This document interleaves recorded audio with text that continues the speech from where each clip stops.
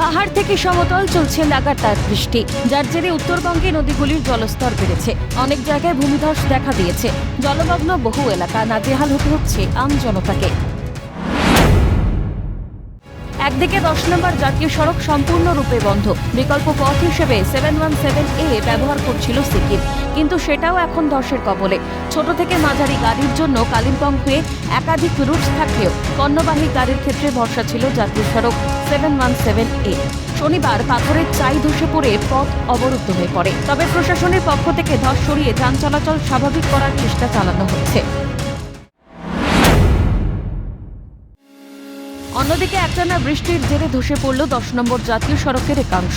তিস্তা বাজার পার করে তারখোলার কাছে জাতীয় সড়কের এক পাশ তিস্তা গর্ভে তলিয়ে যাওয়ায় সম্পূর্ণভাবে বন্ধ হয়ে গেল সিকিমের লাইফলাইন। কাজেই পশ্চিমবঙ্গের সঙ্গে সিকিমের যোগাযোগ কার্যত বিচ্ছিন্ন।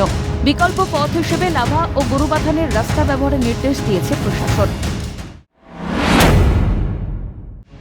বছরের পর বছর ধরে চোখের জল শুকোচ্ছে না। প্রতি বছর মালদা জেলায় গঙ্গা ভাঙনের তাণ্ডব চলে। ঘরবাড়ি হারিয়ে সর্বশান্ত হয়ে যায় মানুষ। এবছরও একই চিত্র। পরিস্থিতি খতিয়ে দেখতে মুখ্যমন্ত্রীর নির্দেশে মালদা পরিদর্শনে যান দমকল মন্ত্রী সুজিত বসু।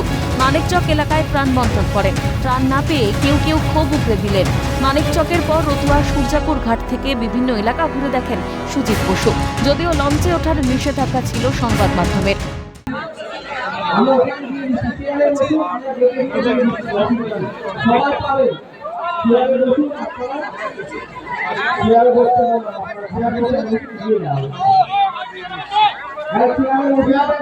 আমাকে কিছু মিলেনি।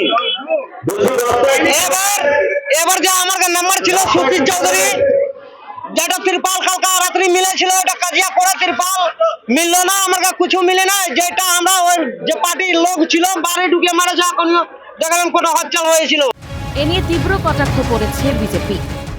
মালদার বন্যা বিধ্বস্ত এলাকা দেখতে কে আসছে? দমকল মন্ত্রী। এখানে আসা উচিত ইরিগেশন মন্ত্রী মানস ভুঁইয়া। এখানে দমকল মন্ত্রী আসছেন, লঞ্চে করে মোচ্ছক করবেন, খাওয়া দাওয়া হবে, ঘোরাঘুরি হবে তৃণমূলের নেতা নেত্রীদের নিয়ে। কিছু অফিসার আছে দুর্নীতিগ্রস্ত, তারা সমস্ত একটা মোচ্ছক করে তারা গঙ্গা ভাঙন দেখে চলে যাবে। কাজের কাজ কিছু হবে।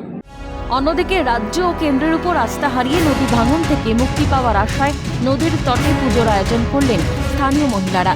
ঢাক ঢোল শঙ্খধ্বনি বাজিয়ে দেবী গঙ্গাকে তুষ্ট করতে বিশেষ আরাধনায় সামিল রতুয়ার বিলাইমারি মহানন্দাটোলা এলাকার মানুষ। আমরা গঙ্গা পূজা করলাম। কেন? গঙ্গা থামার জন্য। এখানে পুজো দিলেন? হ্যাঁ। কি চাইছেন? আমরা যেন নদী না কাটিয়ে সেটাই চাইছি, কারণ আমাদের গরিব দুঃখী সবাই দূষিত। নদী কেটে গেল, জমি কেটে গেল, বাড়িঘর কাটার মধ্যেই আছে। অনেকটা বাড়িঘরকে কেটে গেছে। গঙ্গার ভাঙন হচ্ছে, আমরা যাবো কোথায়? আমাদের তার জায়গা নাই। এই ভেঙে গেল, আর কোথাও আমরা জায়গা নাই, আমরা কোথায় যাবো? তার জন্য আমরা পুজো দিলাম যেন গঙ্গা থেমে যায়। বাস এইটুকু আমাদের কাছে এইটুকু। আপাতত দুর্যোগ কবে কাটবে সেই দিকে তাকিয়ে সকলে। পার্থপ্রতিম দাস, সোমক লাহিড়ী, অভিষেক সাহা রিপোর্ট, ক্যালকাটা নিউজ।